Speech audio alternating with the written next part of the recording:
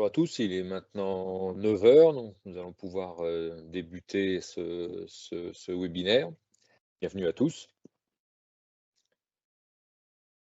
Donc pour animer cette réunion, cette intervention, donc, vous avez donc 5 intervenants, donc moi-même, Yann Flodrop, animateur de la filière et animateur du webinaire. Cynthia Torresias, ingénieur régional Normandie, Clément Compagnon, ingénieur maladie du lin basé en Normandie, Benoît Normand, ingénieur protection du lin et ingénieur régional Hauts-de-France, ainsi qu'Élodie Gagliardi, ingénieur régional et chargé de projet lin. Donc tous les 5, nous allons intervenir et on vous a proposé un programme avec plusieurs parties. Donc tout de suite, on débutera par une partie où on parlera de gestion des altises, qu'Élodie animera. Ensuite, Cynthia interviendra pour pouvoir vous parler de la gestion des adventices. Ensuite, Clément sur la partie gestion des maladies en lin d'hiver. Et Benoît terminera les présentations avec 2 volets, gestion des maladies en lin de printemps et gestion de l'averse.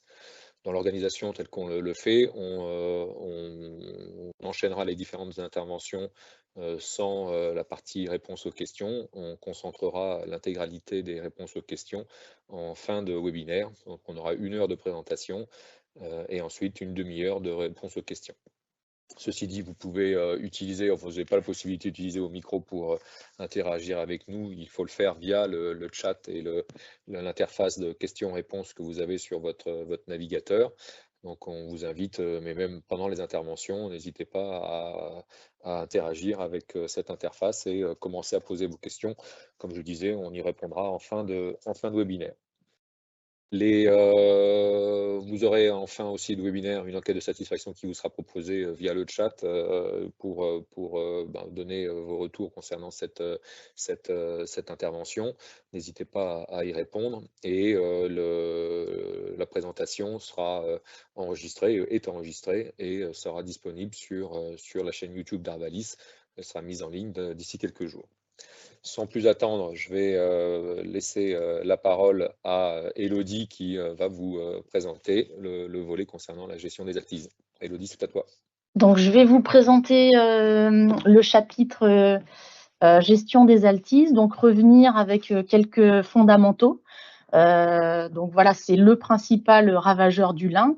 Donc on a deux espèces qui sont présentes, Aphthona euphorbiae et puis Longitarsus parvulus. Donc là, une altise qui est un petit peu plus grande pour Aphthona euphorbiae et un petit peu plus petite, mais globalement, voilà, elle mesure 1 à 2 mm, donc ça reste quand même relativement petit, mais elle reste visible à l'œil.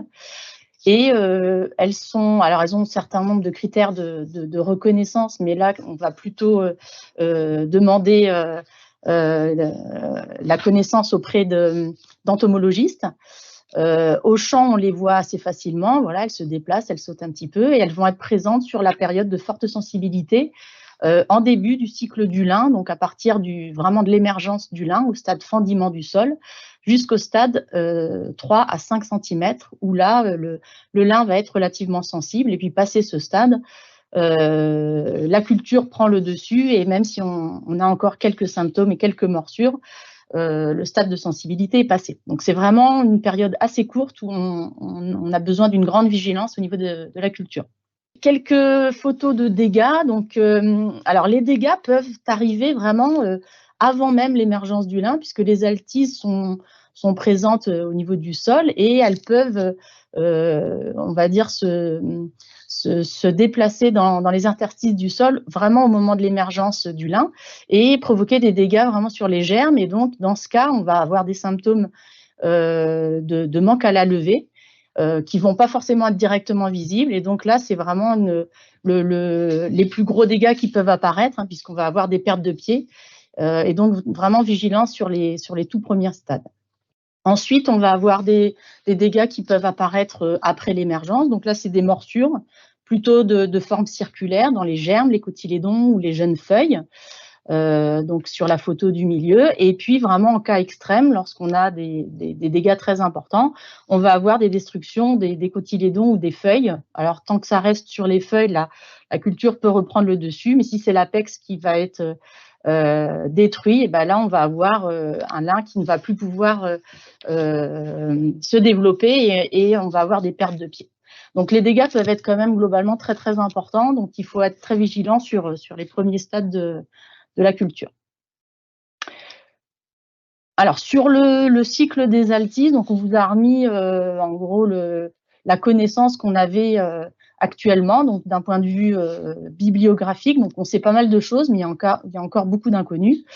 Donc globalement, en fait, c'est un ravageur qui émerge du sol ou des zones où il a passé l'hiver, d'hivernation autour des dates de mars-avril, au moment où on sème le lin. Et donc on va avoir ce ravageur qui va être attiré, qui va se déplacer, soit par vol ou soit sur un déplacement dans la biblio de l'ordre du kilomètre, pour atteindre du coup les parcelles du lin et s'alimenter sur les cotylédons et pondre dans le sol.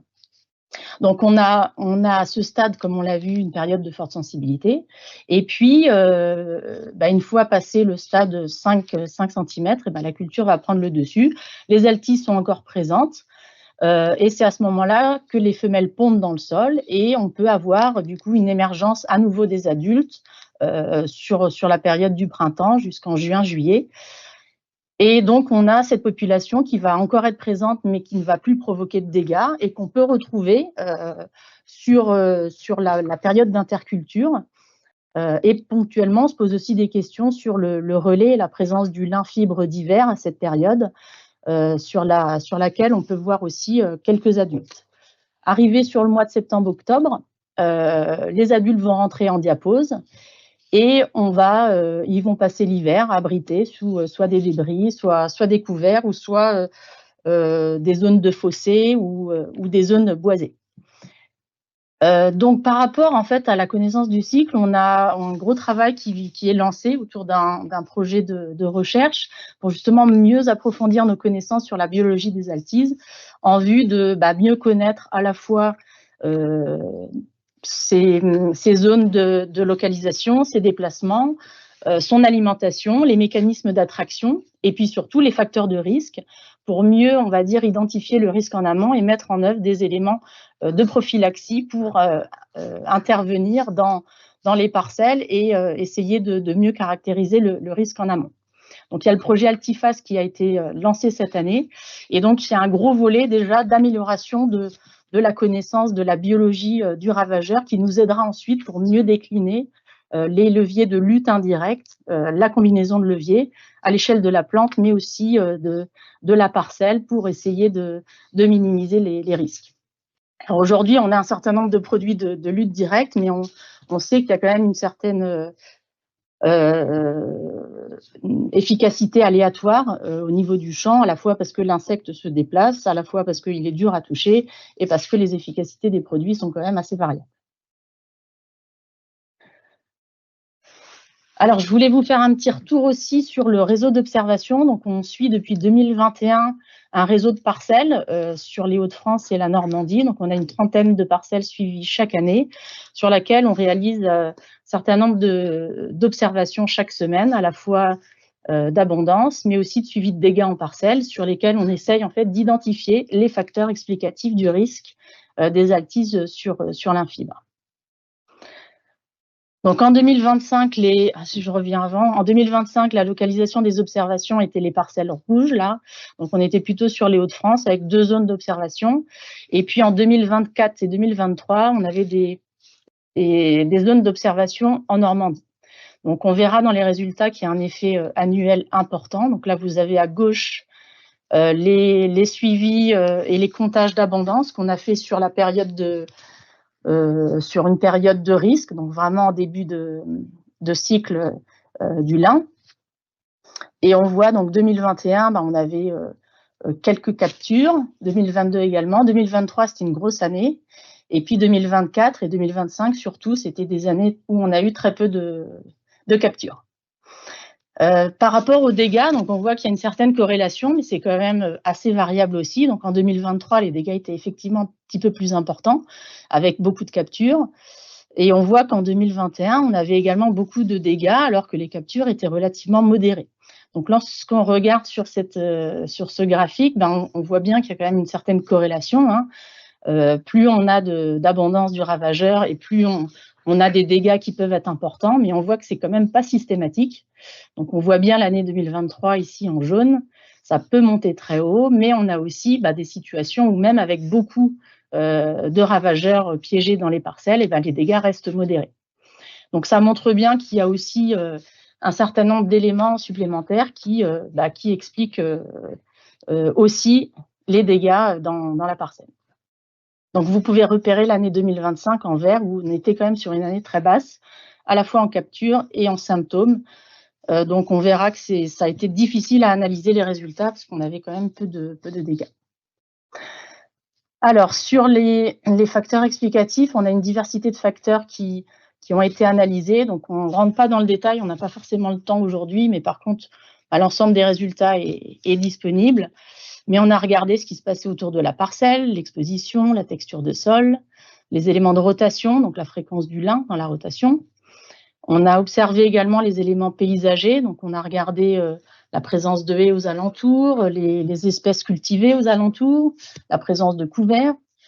On a regardé évidemment l'itinéraire technique, le travail du sol en particulier, la présence des couverts, la gestion des résidus, et également des éléments climatiques, puisqu'on sait et on a vu dans les suivis qu'on a pu faire précédemment qu'on avait un lien entre l'émergence et la présence forte, on va dire le pic de vol des altises, cumulant un certain nombre de degrés jour. Donc, passer le semis, c'est des éléments qui nous permettent de repérer en fait le pic d'activité dans les parcelles.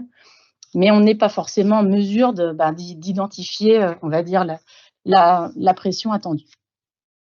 Donc, dans ce qu'on a pu repérer dans le suivi cette année, bon, il y a déjà un gros effet du climat. On a pu voir également que les conditions de levée du lin étaient primordiales, donc présence de motte, vitesse de levée et puis travail du sol. Et les éléments paysagers ressortent aussi avec les parcelles qui peuvent être parfois plus exposées, avec la présence de haies, qui ressortent parmi les facteurs explicatifs. Alors globalement, un des indicateurs qui est intéressant en termes de résultantes, on voit que lorsqu'on regarde le nombre de jours entre la date de semis et puis le stade 5 cm, c'est là où potentiellement on a des dégâts qui peuvent parfois être plus marqués. Et donc indirectement, cet indicateur croise à la fois des conditions de croissance du lin, potentiellement aussi des conditions climatiques qui peuvent être favorables à la fois aux altises, et une dynamique de croissance qui peut être freinée au niveau du lin. Alors, il y a plusieurs éléments explicatifs derrière cette résultante, mais globalement, ce qu'on va recommander, c'est vraiment d'être vigilant sur le démarrage du lin, puisque la croissance rapide et les bonnes conditions de semis vont être primordiales pour essayer d'esquiver le risque. Alors, parmi les éléments explicatifs, la présence de résidus, de motte, et puis le travail du sol et les conditions de semis font partie des facteurs explicatifs. Donc, on vous a remis ici une illustration de situation où on peut avoir des abris présents pour les altises. Et on le revoit ici de manière assez marquée, où la date de semis est également primordiale, puisque plus vous allez semer précocement et plus potentiellement vous allez avoir des conditions un petit peu moins favorables pour travailler votre sol, la présence de motte va être un peu plus importante, et des abris, ou en tout cas le démarrage du lin peut être un petit peu plus lent, et les dégâts peuvent être plus fréquents dans ces situations. Donc en fait, on va recommander de semer dans des conditions réchauffées, soigner la préparation de sol. Et vous voyez ici que lorsqu'on croise dans le réseau depuis 2021 la présence de motte dans nos observations avec la présence de dégâts, c'est là où les situations présentent le plus de dégâts. Donc là, c'est vraiment essayer de mettre en œuvre tous les leviers prophylactiques pour mettre la parcelle dans des bonnes conditions. Et essayer d'éviter de l'exposer au risque altise, donc semis, travail du sol, Et maintenant, lorsqu'on arrive vraiment dans la période de suivi du risque, on va essayer d'être très vigilant à partir vraiment du stade de germination. Et là, on a plusieurs outils de suivi pour essayer d'évaluer le risque à la parcelle et qualifier l'année. Donc, vous pouvez déjà commencer à poser des cuvettes jaunes dès le semis, voire même avant, pour essayer de regarder la présence des altises. Si vous voyez en la relevant que les captures augmentent très fortement, ben voilà, vous allez identifier le pic d'arrivée des altises dans votre parcelle. Et là, vous pouvez commencer un suivi vraiment très fin, revenir tous les 24-48 heures pour dénombrer les altises présentes, regarder, vérifier leur activité sur une feuille A4. Si vous ne connaissez pas, il y a des petites vidéos qui sont présentes sur Internet qui permettent de repérer l'activité des altises.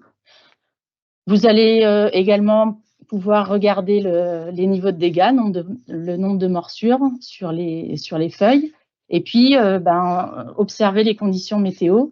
Les altises sont présentes par temps ensoleillé, donc on va avoir des conditions favorables à leur activité, et également ce sera des moments qui peuvent être propices pour intervenir au champ.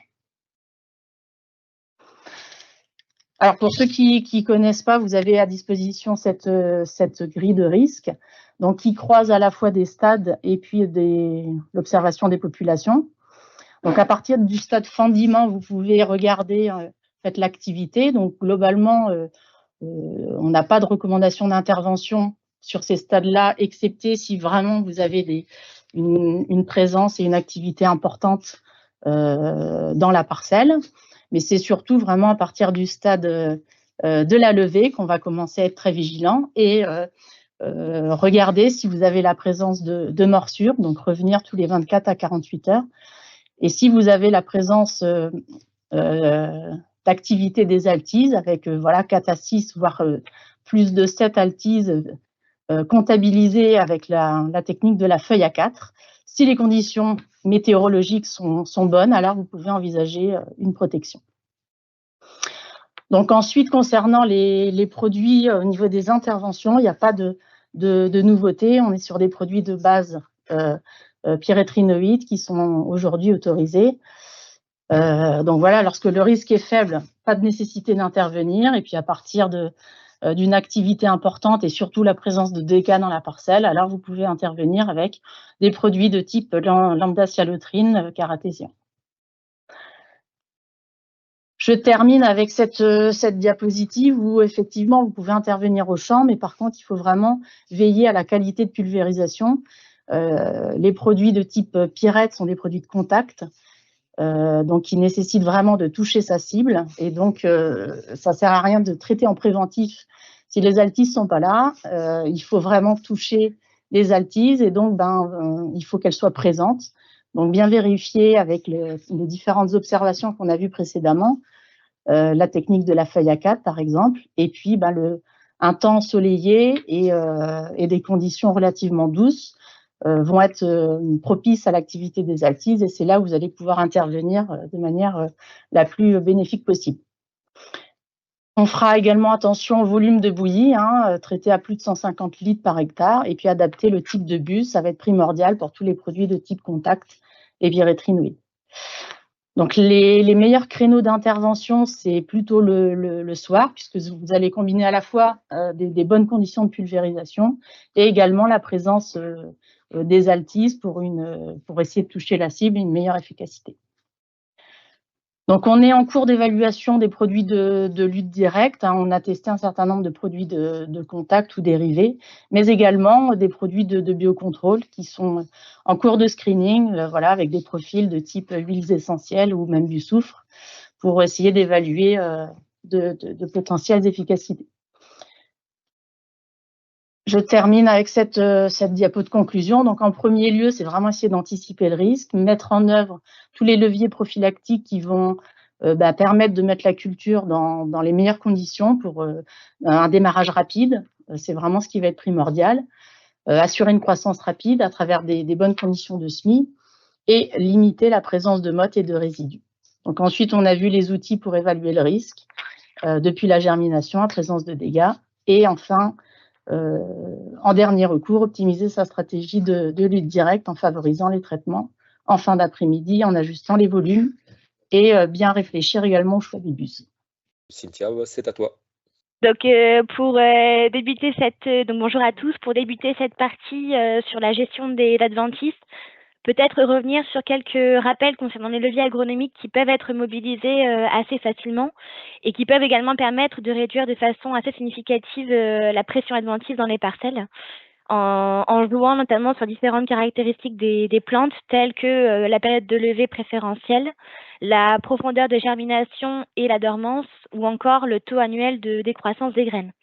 Donc, par rapport à la période de levée préférentielle, un des leviers qui va pouvoir être mobilisable, il va concerner en fait la rotation, avec notamment l'alternance de cultures d'hiver et de printemps, donc l'introduction de cultures de printemps dans la rotation, et puis l'introduction de cultures supplémentaires pour pouvoir diversifier et allonger la rotation. Autre levier qui peut être mobilisé pour gérer la période de levée préférentielle des adventistes, ça va être le décalage de la date de semis, bien que effectivement sur la culture du lin fibre, c'est plutôt limité, et c'est un levier qui va être d'autant plus limité sur la culture du lin fibre d'hiver où on va semer dès qu'on a les conditions qui le permettent à l'automne. Concernant la profondeur de germination et puis le taux annuel de décroissance, il va y avoir des leviers communs, notamment donc le faux semis et le travail du sol, qui sont des leviers beaucoup plus faciles à mobiliser pour le producteur et qui peuvent être notamment à privilégier dans les parcelles qui vont avoir une très forte pression graminée. C'est des leviers qui sont néanmoins dépendants de la récolte du précédent et qui sont d'autant plus faciles à mettre en œuvre si le précédent est récolté tôt. La diapo d'après vous permet de montrer, de pouvoir, via un tableau, vous présenter les différentes solutions qui sont aujourd'hui disponibles pour pouvoir désherber. Donc, comme vous le savez, depuis mars 2025, il n'y a plus la possibilité de pouvoir utiliser de l'Avadex 480 pour la gestion des graminées. Donc, pour pouvoir gérer les graminées dans les parcelles, aujourd'hui, en prélevé, il y a la possibilité de pouvoir recourir à la napropamide avec le colzamide et en foliaire, de pouvoir intervenir ensuite avec des produits des familles FOP ou DIM. Et pour la gestion des dicotylédones, vous allez retrouver les tricétones qui vont pouvoir être utilisables dès la prélevée sur la culture. Et ensuite, en foliaire, de pouvoir intervenir soit avec des produits de la famille des sulfonylurées, soit les hormones, notamment avec le MCPA, ou encore le bentazone notamment. Alors, la campagne 2025, elle a été caractérisée par l'arrivée de l'homologation de nouvelles spécialités herbicides. Alors, parmi ces homologations, vous retrouvez notamment la spécialité du PIC. Le PIC, il a obtenu son autorisation de mise sur le marché uniquement sur la culture du lin fibre le 7 mai 2025 et uniquement pour un usage en post-levée. Donc, c'est un produit qui peut être intéressant parce qu'il peut jouer le rôle de renfort, notamment pour gérer tout ce qui va être, par exemple, les renouds et liserons en foliaire. Et puis après, donc, autre spécialité qui a été homologuée en 2025, c'est la Ticaqua. Donc, cette spécialité a obtenu son autorisation de mise sur le marché sur crucifères oléagineuses le 13 novembre 2025, avec initialement un usage en prélevé. Toutefois, pour la culture du lin fibre, la firme Hervalis n'était pas d'accord avec ce positionnement de prélever, parce que les essais qui ont pu être conduits avec ce produit-là montraient un manque de sélectivité quand il était positionné en prélevé, ou bien une sélectivité qui pouvait être aléatoire. Et donc, la firme a déposé un recours auprès de l'ANSES et a obtenu une autorisation de mise sur le marché uniquement sur lin fibre pour un usage en post-levée. Donc, l'usage prélevé concerne les crucifères oléagineuses et toutes les cultures qui lui sont rattachées, et l'usage post-levé concerne uniquement la culture du lin textile.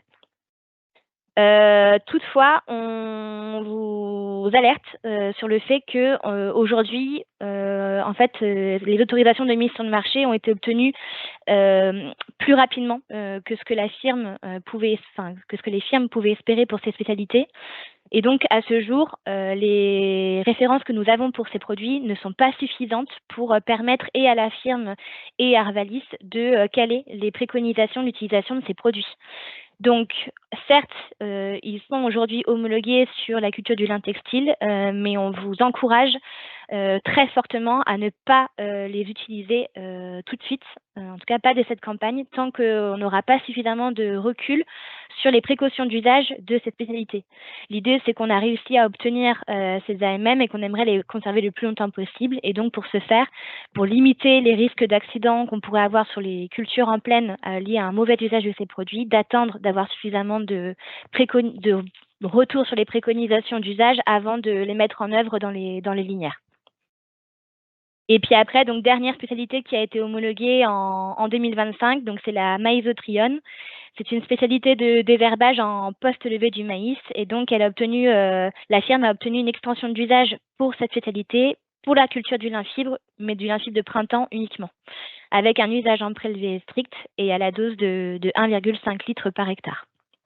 La maïsotrione, elle aura un spectre d'efficacité qui portera plutôt sur des dicotylédones comme l'amarante, le kénopode, la morelle et éventuellement quelques graminées comme la digitaire par exemple.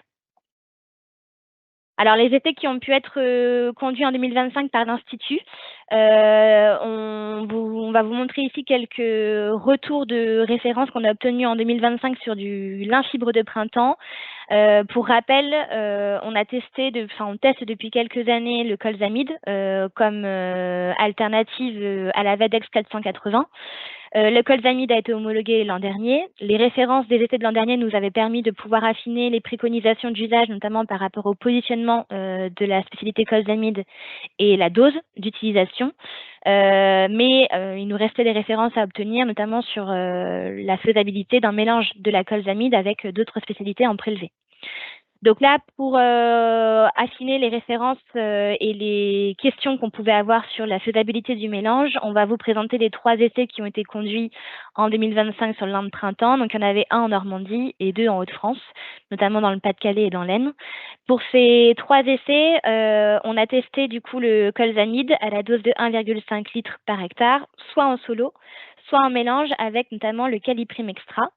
Et le mélange colzamide Caliprime Extra a été testé sans rattrapage ou alors avec un rattrapage foliaire, notamment basé sur de l'AliSX à la dose de 15 grammes par hectare.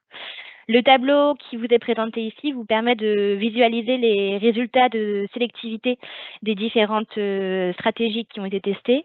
Ce qu'on peut voir, c'est qu'il n'y a eu aucun symptôme de phytotoxicité qui n'a pu être observé dans les différents sites d'essai. Avec les applications colzamide, que ce soit en solo ou en association avec le Caliprime Extra.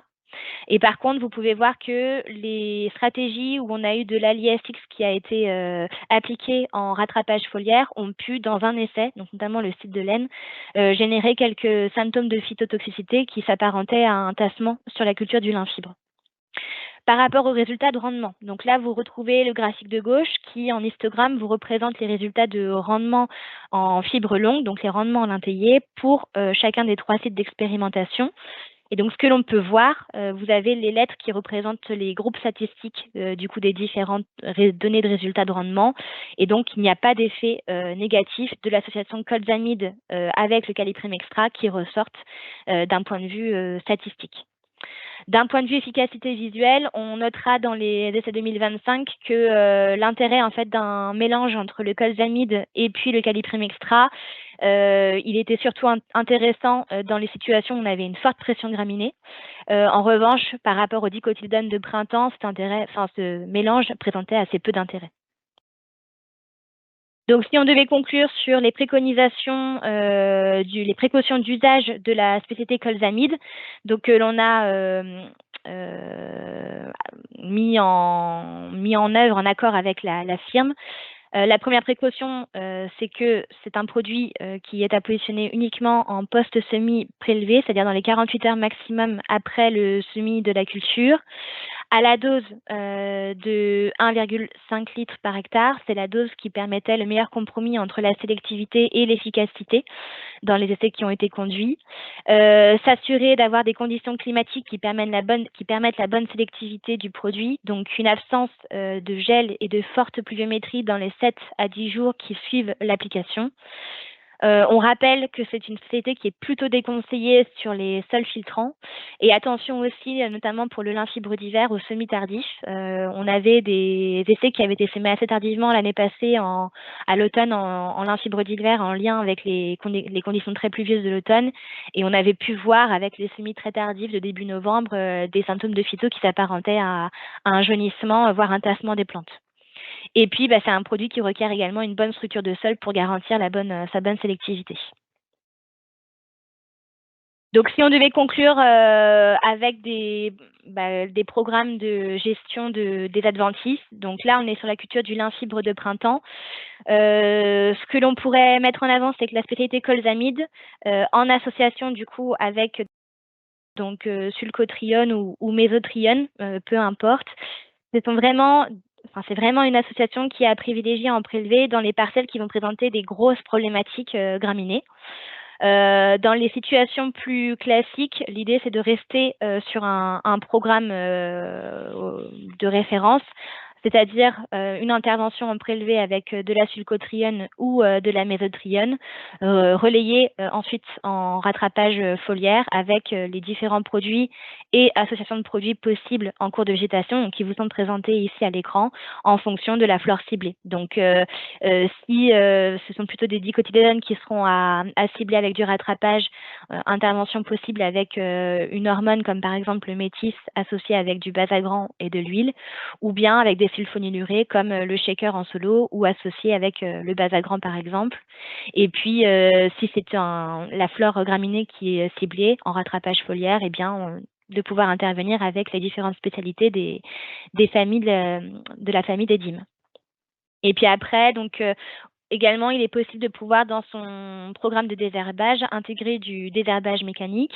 Donc, d'avoir soit une stratégie basée sur du 100% mécanique, avec du coup des interventions qui vont être très précoces, c'est-à-dire à des stades de 2-3 cm, soit avec un recours à de la hercétrie ou de la rotative en fonction des adventices présentes.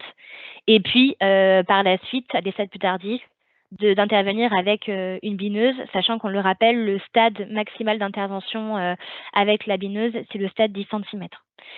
Ou alors une stratégie de désherbage qui va être mixte avec de la prélevée sulcotrione ou mésotrione pour pouvoir gérer l'état d'infestation en début de cycle et revenir le moins possible derrière par la suite avec un outil mécanique qui sera hercétrie ou rotative ou bineuse en fonction de la flore présente. Merci Cynthia pour cette présentation. Je vais laisser la parole donc à Clément qui va continuer par une intervention autour de la gestion des maladies sur le lin fibre d'hiver. Clément, c'est à toi. Donc, bonjour à tous, moi je vais vous présenter la gestion des maladies sur le lin fibre d'hiver. Donc, je vais vous présenter les résultats de 2 essais qui ont été menés en Picardie, donc en 2024 sur la commune de Hersch dans la Somme et en 2025 sur la station de Villers-Saint-Christophe. Donc, pour le moment, on a assez peu de références parce qu'on a démarré ces essais en 2024, mais on peut quand même en tirer quelques petites conclusions pour justement mener au mieux cette lutte contre les maladies. Donc, pour vous resituer un petit peu ces essais, quelques données climatiques sur chacun des sites. Donc, tout d'abord, sur la gauche ici, l'essai de 2024 sur la commune de Hersch. Donc, on était vraiment dans une année assez pluvieuse tout au long du cycle. Le semis a été fait début octobre.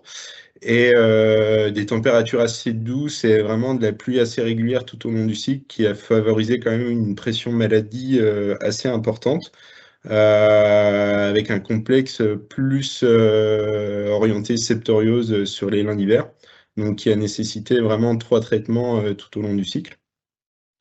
Et le deuxième essai donc, sur la station de Villers-Saint-Christophe où le semis a eu lieu le 4 octobre 2024, où là, on a eu quand même un automne, début d'hiver très très pluvieux. Et par contre, ce qui a caractérisé l'année, c'est quand même un printemps très sec avec peu de pluviométrie et des températures un peu plus chaudes à partir du printemps et une pression maladie assez moyenne qui a nécessité que 2 traitements sur l'essai. Donc pour refaire un petit point sur la nuisibilité des maladies sur les 2 essais, donc dans l'essai de 2024, donc la nuisibilité en fait c'est l'écart entre la meilleure modalité, enfin l'écart de rendement entre la meilleure modalité et le témoin non traité. Donc ici on voit quand même que la nuisibilité est quand même assez importante et s'élève à 420 kg de filasse. Donc, ce qui montre quand même que la pression maladie était assez élevée. Et si on la met en relation avec la note septoriose, on voit bien que la diminution des rendements est assez bien corrélée avec l'augmentation des symptômes de septoriose. Donc, on peut supposer que la septoriose était quand même la maladie la plus impactante cette année. Et en parallèle, donc les essais de Villers-Saint-Christophe, où là, la nuisibilité était quand même un petit peu moins forte. Donc, moins forte, mais quand même assez élevée, où on s'élève à 380 kg de filasse. Par contre, si on les met en corrélation avec la note septoriose, là, on voit que plus les notes augmentent, c'est pas forcément corrélé avec une diminution du rendement. Donc, on peut en déduire que la septoriose, n'était pas la maladie la plus importante cette année, mais qu'il y avait quand même un complexe oïdium septoriose qui a pu quand même impacter le développement des reins et donc les rendements. Mais globalement, on avait une pression de maladie assez moyenne. Donc maintenant, on va regarder un petit peu plus les résultats des essais avec les différents produits et aussi l'intérêt du positionnement du fongicide sur ces essais. Donc voir si c'est plus pertinent de positionner un fongicide à l'automne, donc au T1 aux alentours de fin novembre, ou en T2, c'est-à-dire en début de printemps. Donc sur ces essais, la variété, c'était Tundra qui a été semée, donc je vous le rappelle, le 4 octobre. Donc clairement, si on regarde les résultats, on voit que dans toutes les modalités traitées, les rendements sont supérieurs au rendement du témoin non traité. Donc ça, c'est déjà une première chose. On constate qu'il n'y a pas forcément de différence significative entre les modalités. Alors, ce qui peut s'expliquer parce qu'il y a eu quand même pas mal de petites choses sur cet essai, notamment de l'averse qui a pu pénaliser un petit peu les rendements et dégrader un petit peu les écartifs résiduels. Mais globalement, on a une tendance quand même à voir que les traitements qui ont eu lieu en début du printemps sont quand même plus efficaces. Et donc, c'est ce qui nous amène à privilégier justement ces traitements au printemps et à éviter de faire un traitement à l'automne. Donc, idem pour l'essai de Villers qui a eu lieu en 2025. Donc là, on a encore recherché à voir si l'effet du positionnement du fongicide à l'automne ou au printemps. Dans cet essai, on a inclus aussi quelques modalités de biocontrôle avec des soufres ou des soufres plus phosphonates avec l'Akicine Duo. Donc dans cet essai, on voit que toutes les modalités traitées ne sont pas forcément tout le temps meilleures que le témoin non traité. Que globalement, on voit encore que la meilleure modalité, c'est un apport d'Amistar Gold en T2, donc un mélange triazole plus strobilurine. Donc, ce qui nous amène encore à dire que justement les traitements à l'automne ne sont pas forcément les plus pertinents et qu'il vaudrait mieux privilégier des traitements au printemps.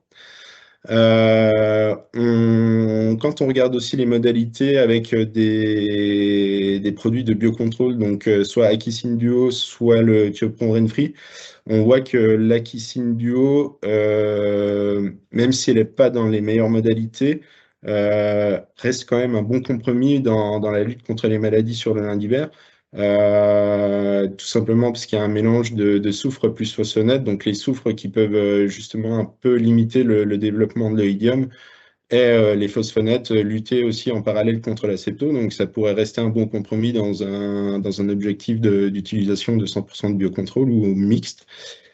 Et ce qu'on peut déduire aussi de ces résultats, c'est que dans les modalités où on n'a que des triazoles seuls, donc les modalités type score ou Joao, là on n'est pas forcément meilleur que le témoin, donc d'où l'intérêt vraiment d'un apport de strobilurine dans les modalités comme la Mistargold ou le Maxentis.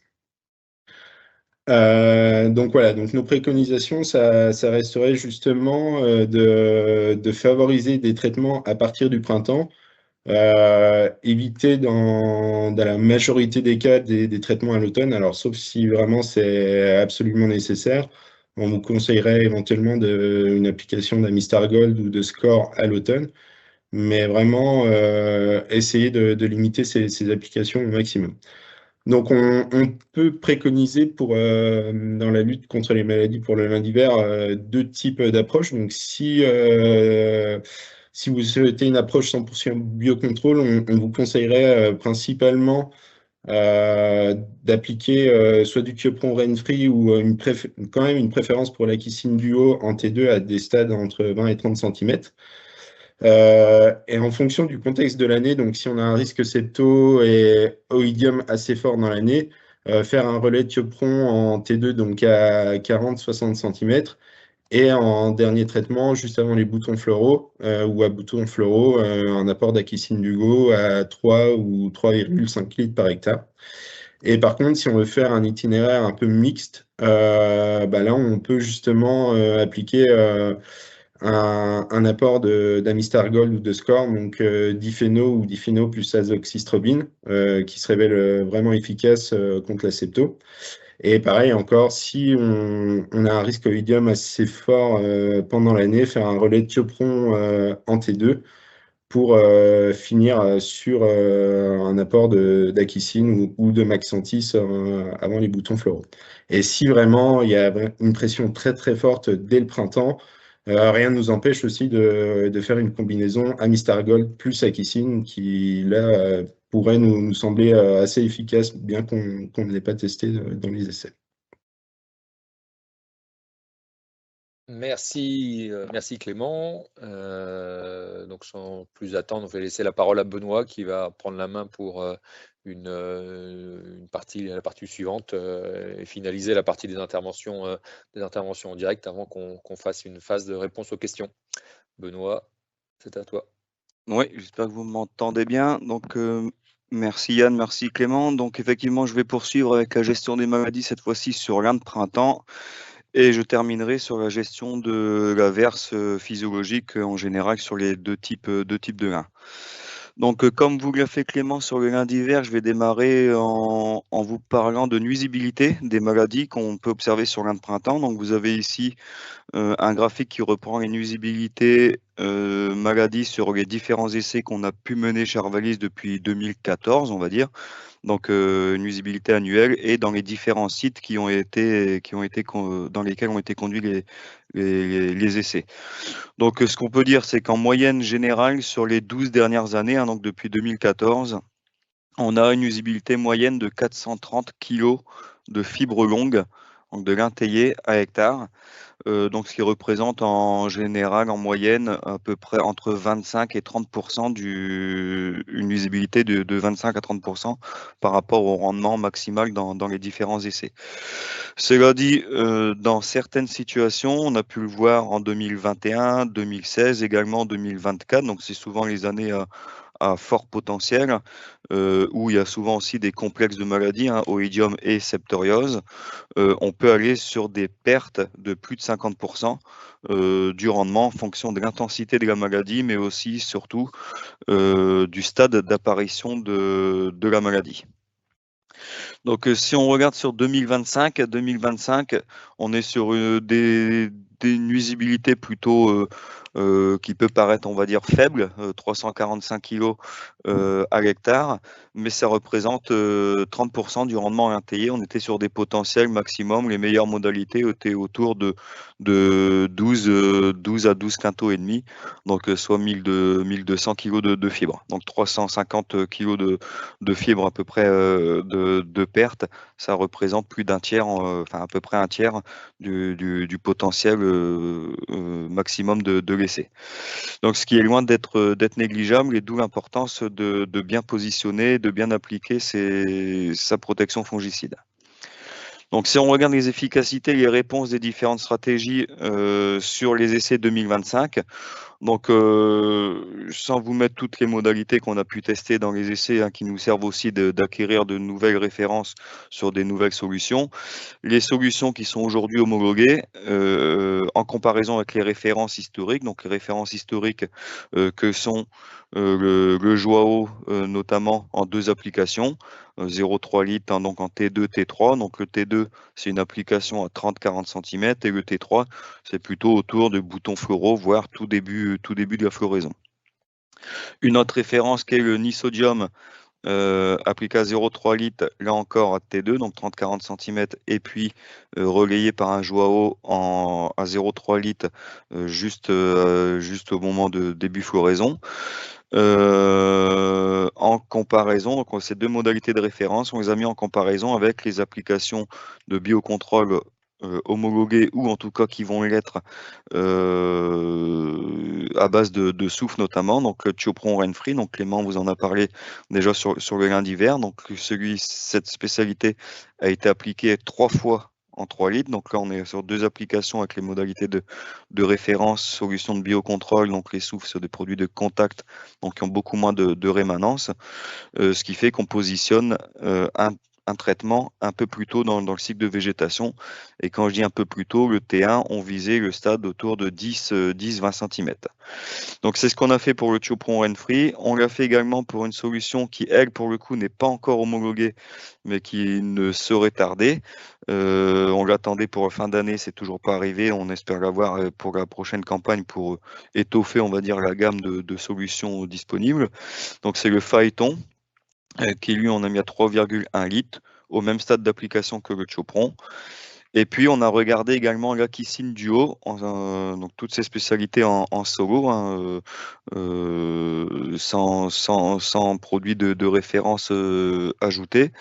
Donc, l'Akisine Duo en 2 applications, puisque dans son homologation, on n'a le droit qu'à 2 applications à l'Akisine Duo. Donc, on l'a positionné en T2 et en T3. Pareil que les modalités de référence, donc 30-40 cm et boutons floraux, à 2,5 litres et à 3,5 litres. Donc si on regarde la note de maladie finale qu'on a pu observer sur les essais, on voit que toutes les solutions à base de soufre présentent les meilleures efficacités, même si c'est pas parfait. En fin de cycle, on observe des symptômes d'oïdium sur la plante, mais la protection tout au long du cycle de végétation a eu son effet. On le verra après sur les résultats de rendement. Ce qu'on observe, et ce qui est surprenant cette année, enfin surprenant, pas tout à fait, on va l'expliquer après, c'est les 2 applications de Joao, 0,3 litres. Contrairement à ce qu'on pouvait observer dans les années à forte pression et à un fort développement végétatif, type 2024, si vous vous souvenez des résultats 2024, le double Joao s'en sortait plutôt bien en termes de protection. Cette année, fin de cycle, on est égal aux témoins non traités.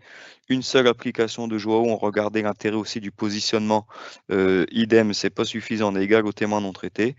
La seule solution de référence qui présentait un intérêt était l'application de Nisodium, même si c'était peut-être un peu tardif sur ce type de produit, puisque l'oïdium était arrivé assez tôt. Si on regarde traduction en termes de rendement, donc sans surprise, tous les programmes qui étaient les plus efficaces présentent au final les meilleurs rendements. L'Akisine Duo ici un peu décevant par rapport, on va dire, au Thiopron et Phaéton, mais attention, on l'a positionné un peu tardivement. Par rapport à l'arrivée de la maladie et par rapport aussi à la situation de stress que connaissaient les différents essais. Mais finalement, il s'en sert plutôt pas mal par rapport déjà aux témoins et par rapport même au double Joao. Ici, vous voyez le double Joao référence, on est moins bien, enfin, équivalent, en tout cas statistiquement équivalent, en tendance un peu moins bien même que le témoin non traité. Donc, si on regarde un peu l'impact des fongicides sur la croissance des grains, donc pour essayer de comprendre un peu les résultats de rendement, si on regarde la croissance des modalités double Joao par rapport à une croissance de la culture, une modalité avec 3 applications de thiopron, par exemple. Donc, ce qu'on voit sur la cinétique de croissance tout au long du cycle, c'est que le témoin non traité et les doubles Joao ont une croissance plus lente, plus ralentie, on va dire, qu'avec les applications de thiopron. Donc, ce qui n'est pas étonnant, on était dans des situations de stress, stress hydrique hein, sur ces essais, et on voit que les applications de prothioconazole, en fait, ont intensifié, on va dire, le stress sur la plante, et le fait de recréer un stress sur la plante, on avait un oïdium qui se redéveloppait rapidement après les applications. Donc, double peine, entre guillemets, avec ce type de stratégie. C'est certes, on pouvait être efficace sur les symptômes d'oïdium présents le lendemain ou 2 jours après les applications, mais en fait, on générait un stress supplémentaire sur la plante, ce qui n'est pas le cas avec les spécialités à base de soufre, ici avec le thiopron par exemple, où on a même une meilleure croissance de la plante. Donc, en plus d'être efficace sur l'oïdium, on améliore la croissance de la plante, ce qui explique aussi les différents résultats de rendement que je viens de vous présenter. Si on regarde l'effet variétal, donc vous l'avez présenté déjà l'année dernière. Donc ici, donc c'est l'effet de la tolérance variétale sur une synthèse de 2021-2025. Donc j'ai rajouté juste le point de 2025 cette année. Donc ce qu'on voit, c'est que on voit régulièrement chaque année une régularité, on va dire, de moindre nuisibilité sur les variétés tolérantes que sur une variété sensible. Et l'écart est d'autant plus élevé les années à forte pression. Je vous parlais de 2021 et 2024 tout à l'heure. On voit que sur une variété sensible type Malika, par exemple, qui attrape de l'oïdium très tôt, est fortement impactée par les maladies. Dès lors qu'on utilise une variété tolérante, on voit que l'impact est beaucoup plus réduit et des résultats beaucoup plus réguliers aussi sur ce type de variété. Et quand on regarde l'évolution de l'oïdium dans les différentes variétés en 2025 sur les 2 sites, donc là j'ai moyenné les 2 sites, donc on avait un site dans l'Eure et un site dans la Somme. On voit que l'oïdium sur Malika, par exemple, dès la mi-mai, on avait déjà des symptômes, ce qu'on n'avait pas sur une variété type idéo. Et tout au long du cycle, l'oïdium se développe plus fortement sur le Malika. Par contre, une fois qu'il commence à se développer, il se développe de manière équivalente, on va dire. La progression est équivalente des 2 côtés, même si la pression est plus faible sur la variété tolérante. Ce qui peut permettre de réduire, soit de réduire les applications fongicides, ou soit de pouvoir intervenir un peu plus tôt et du coup de squeezer entre guillemets le premier fongicide en T1, notamment sur des stades hyper précoces, 10-20 cm,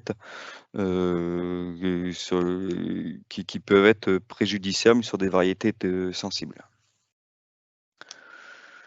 Donc, si on regarde en termes de préconisation, suite à tous les essais qu'on peut mener, alors ce ne sont que des exemples, on pourrait imaginer d'autres combinaisons possibles, mais sur des niveaux de pression plutôt, on va dire, oïdium, voire ici avec la présence de l'introduction de la Kissindio, un moyen de lutter aussi contre la septoriose. Mais si on a une très forte pression oïdium, dans des situations où ça pousse très très fort, double application de Joao à 0,3 litres, ça reste une référence. On l'avait vu en 2024, en 2021, en cas de symptômes assez forts et déjà bien développés sur la plante et des conditions très poussantes, ça reste une stratégie qui peut être intéressante et de manière à éradiquer, on va dire, l'oïdium déjà installé.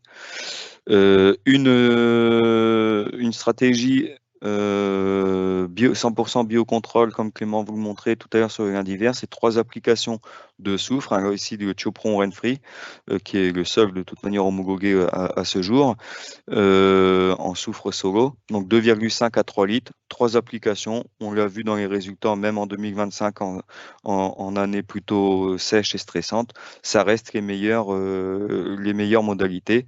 Ça permet d'accompagner la plante dans sa croissance tout au long de son cycle de croissance. Nisodium, Joao, on l'a vu, le Nisodium a encore un intérêt à condition de le positionner assez tôt dans le cycle de végétation. Et lorsqu'on est sur des pressions plutôt plus faibles, on peut positionner 2 produits de biocontrôle, Thiopron ou 2 Akicine par exemple, qui feront largement l'affaire. On l'avait vu en 2024, 2 Akicine, même avec une forte pression septoriose, 2 Akicine à 3 litres, 3 litres et demi, était équivalent aux meilleures modalités de référence. Hop. Forte pression septoriose, on pourrait ajouter Amistar Gold 0,5 ou du score en association avec de l'Akicine duo, avec un relais Thiopron ou et Joao en fin de cycle. Et puis en cas de complexe septoriose oïdium, comme on avait pu le voir en 2024, Amistar Gold, Akicine duo pour le risque septoriose précocement. On relaie avec du Thiopron en 40-60 cm en cours d'élongation pour l'oïdium, et puis on termine avec soit un Thiopron, soit un Joao pour continuer à maintenir une protection maximale jusqu'à la fin de cycle. Ce ne sont encore que des exemples. On pourrait imaginer d'autres combinaisons possibles, hein, des associations notamment Nisodium, Thiopron en T1, etc., qui pourraient renforcer la lutte contre l'oïdium. Donc, lutte contre l'averse, je vais essayer d'aller rapidement. Donc, lutte contre l'averse, donc bon, j'aurai pas de résultat 2025, vous imaginez, à vous montrer. Donc, ça passe à la fois, avant tout, par le choix variétal, même si on sait très bien que le choix variétal est plutôt fait en fonction du potentiel et de la disponibilité aussi des variétés qui sont multipliées. Mais en tout cas, ça reste un levier intéressant dans les zones, en tout cas, où il y a des risques verses assez importants. La densité de semis, donc limitation du peuplement à 1600 plantes levées au mètre carré. Donc plus on aura de plantes levées, plus on risque d'avoir de l'averse dans les essais. Si vous vous souvenez des essais qu'on avait pu vous montrer dans nos différentes communications, hein, Ramburel 2024 par exemple, donc fort potentiel, forte croissance, et en fonction de la densité de semis, donc vous avez le peuplement sur la courbe orange et les rendements en intaillé sur la courbe bleue. Là, plus on avait semé à une forte densité, plus on perdait de rendement parce qu'on avait généré de l'averse précocement, et plus on a de verse, plus on a de complexes de maladies aussi derrière qui se développent sur la plante. La fertilisation azotée, donc excès d'azote, donc plus on met d'azote, plus on aura de biomasse et plus on va augmenter le risque de verse. Et donc l'intervention en fonction du risque et en dernier recours, puisqu'on a déjà pu montrer que si on applique un régulateur, on va dire de manière systématique un petit peu, ou de manière assez forte, on va dire, pendant la phase d'élongation, c'est-à-dire qu'on va bloquer la plante pendant sa phase de croissance, on peut quelque part faire pire que mieux. Alors certes, ce ne sera pas versé, mais en tout cas, on aura un impact négatif sur la production de l'intaillé. Donc pour intervenir, pour prendre la décision d'intervenir un régulateur, il existe une grille de risque que l'on avait pu élaborer et qui est communiquée dans nos différentes communications, que ce soit écrites ou orales.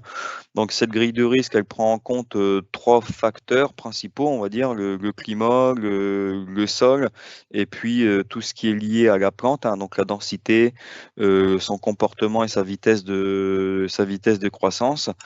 Quand je dis son comportement, c'est quand vous passez dans vos parcelles, juste le fait de passer votre main ou votre bras sur les reins, vous voyez qu'ils sont très faibles et qu'ils ont du mal à se redresser dans l'immédiat. Donc sur ces 3 critères, on attribue une note de 0 à 3 en fonction des différentes variables. Si je prends par exemple la variable climat, on mettra une note de 0 si on a un temps sec et chaud, un peu ce qu'on a connu en 2025. Et à l'extrême, si on a des orages imminents, des températures supérieures à 25 degrés, des vents qui sont assez forts, etc., on mettra plutôt une note de 3. Sur la plante, des faibles densités, une faible croissance, etc., on mettra une note de 0 et à l'extrême, une note de 3 si on a des fortes densités, des croissances journalières supérieures à 5 cm, et puis si la plante a du mal à se redresser dès lors que vous la touchez un petit peu en passant votre main dans la plaine. On additionne les 3 notes. A, B et C, ce qui nous donne un niveau de risque, donc nul, faible, moyen ou fort, qui va permettre de prendre une décision d'application. Donc si on décide d'appliquer un régulateur en fonction du risque, donc il y a deux types, on va dire, de risques. Il y a soit le risque, on va dire, ce que j'appelle précoce en cours d'élongation, donc stade moyen, repère, on va dire, même si les centimètres, on voit ces dernières années, ça ne veut plus dire grand-chose, hein, mais c'est plutôt la phase d'élongation qu'il faut viser. Là, c'est des verses qui vont impacter fortement le rendement. Les verses plutôt tardives en fin de cycle, le potentiel, on va dire, fibre est plutôt fait, on va dire. Et la verse va plutôt occasionner des difficultés de récolte ou bien l'apparition de maladies type sclérotignose, etc. sur les plantes. En cas de risque précoce, donc on a, on va dire, 3 voire 4 grands types de produits à appliquer. On a le Toprex aujourd'hui en solution bien connu. Un Toprex, c'est du paclobutrazole avec du diphénoconazole, donc ce qu'il y a dans le score notamment. On a le Carix, donc qui est du metconazole avec du mépiquat chlorure, et puis on a le Medaxtop aujourd'hui qu'on a pu évaluer assez correctement l'année dernière, 2024, qui est du Medaxtop avec du Prohexadium calcium, qui est un pur, on va dire, régulateur. Il n'y a pas de triazole, il n'y a pas d'effet fongicide avec ce type de produit. Et puis, il y a toujours l'été-verse aussi qui est possible. Donc, l'été-verse, donc c'est de l'été-fond, qui lui, entre guillemets, on a pour habitude un peu de l'appeler le pompier. C'est-à-dire qu'on va vraiment l'appliquer dans les stades de phase d'élongation si vraiment c'est très très poussant, forte végétation, orage imminent. On veut vraiment ralentir ou stopper même la croissance de sa parcelle. Donc on peut toujours sortir l'été verse. En règle générale, en phase d'élongation, on partirait plutôt sur un produit type Carix ou Medaxtop, qui sont des produits plus, entre guillemets, plus light sur, on va dire, sur l'effet sur la croissance du lin. On va pas chercher forcément à stopper net la croissance de la culture. Je vous l'ai dit tout à l'heure, on a montré dans certains essais que le fait de stopper la croissance pendant la phase d'élongation, on pouvait avoir un impact négatif sur la culture. Donc on génère un stress supplémentaire. Donc en phase d'élongation, plutôt privilégier produits type Carix et Medaxtop, auquel on adaptera la dose en fonction du risque. Si on part sur du Toprex, la dose dans cette phase d'élongation va varier entre 0,03 et 0,07. Donc c'est vraiment c'est un produit qui est assez compliqué à positionner en phase d'élongation, plutôt à privilégier pour les risques de fin de cycle, parce qu'il va avoir cet effet justement de stopper la croissance. C'est un peu ce qu'on cherche à faire quand il y a un risque verse en fin de cycle. Et en plus de ça, il apportera aussi une quantité de diphénoconazole qui pourrait éventuellement être bénéfique pour lutter contre la septoriose. Donc pour résumer, risque précoce en phase d'élongation plutôt Carix ou Médaxtop. On adapte la dose en fonction du niveau de risque. Et puis privilégier le Toprex plutôt en fin de cycle, donc des boutons floraux, voire au début floraison. Merci Benoît pour cette intervention. Nous avons fini pour la phase de présentation. Donc on arrive à la fin de ce webinaire. On va juste avoir quelques diapos à vous proposer pour évoquer nos actions de communication à venir pour les prochains jours, les prochaines semaines, on va dire. Donc si Benoît, tu peux passer à la diapo suivante. Merci. Donc on a la semaine prochaine une journée dédiée sur l'infibre autour du progrès génétique, avec une journée d'innovation qui est un thème qui a été retenu pour différentes journées sur les différentes filières qui nous concernent. Et donc vous allez retrouver dans cette journée une intervention sur une grosse matinée avec des interventions sur les enjeux du progrès génétique en lin, enjeux présents à venir, avec des interventions des sélectionneurs d'Arvalis, des utilisateurs pour cette journée. Il est encore temps de s'inscrire cette semaine pour cette journée, le vendredi 30 janvier prochain. Autre gros axe de communication sur l'année 2026 nous concernant, c'est le retour du salon L'Innovation, qui avait eu lieu en 2022 en Normandie et qui revient là 4 ans après sur le territoire des Hauts-de-France. Donc on est à proximité d'Amiens, avec donc un événement où on attend pas mal de monde, puisque les ambitions sont à plus de 5000 visiteurs pour une journée comme celle-là. Qu'est-ce qu'on va retrouver sur ce salon? Donc un salon avec une dimension résolument européenne. On a un positionnement qui est pas très loin des frontières belges et les néerlandais qui sont pas très loin non plus. On va retrouver du linfibre de printemps, de linfibre d'hiver, qu'on n'avait pas forcément présenté en tant que tel, avec des parcelles de démonstration sur l'édition 2022. Mais là, c'est implanté, donc on a du linfibre d'hiver. Et dans la mesure où le chanvre textile fibre longue fait aussi maintenant partie des actions menées par l'Institut, vous aurez aussi la possibilité d'avoir des éléments de réponse sur la production concernant le chanvre textile. On attend effectivement près de 8000 visiteurs, un dispositif de 12 hectares, une cinquantaine d'experts d'Arvalis et de ses partenaires qui seront là. Innovation aussi, c'est qu'on aura, on va dire, des chantiers dynamiques qui sont prévus d'arrachage de lin et retournage de lin pendant les 2 jours du salon. Une centaine d'exposants qui sont là, avec tous les fabricants de matériel spécifique lin, l'agrofourniture, les services, les teillages qui sont présents aussi sur ce salon en tant qu'exposants. Donc voilà, vous y retrouverez vraiment tout ce qui est utile pour les producteurs de lin. Donc ce sera bien évidemment aussi un lieu de débat et d'échange. Et je le rappelle, c'est un salon qui est gratuit pour les visiteurs. Autres actions de communication plutôt écrites. Vous avez un document Arvalis Info qui est édité une fois par an et qui on va dire, est téléchargeable aussi gratuitement, diffusé version papier via listing du journal de la GPL et donc diffusé aussi gratuitement sur notre site. La nouvelle édition est en cours de préparation et sera disponible courant plutôt fin février, début mars. Avec les préconisations, les résultats d'essais qui vous seront présentés. Il y a aussi le guide de culture de poche qui est l'édition 2025 qui est encore court, puisque c'est un document qui est édité tous les 2 ans. La prochaine édition interviendra plutôt fin 2026 pour la campagne 2027. Dernier élément, voilà, l'enquête de satisfaction. Je vous ai mis le lien dans le chat, mais vous l'avez aussi ici avec le QR code si vous connectiez avec votre ordinateur plutôt qu'avec votre téléphone. Donc n'hésitez pas à suivre, à remplir l'enquête. Voilà, c'est toujours utile pour nous améliorer d'une fois sur l'autre.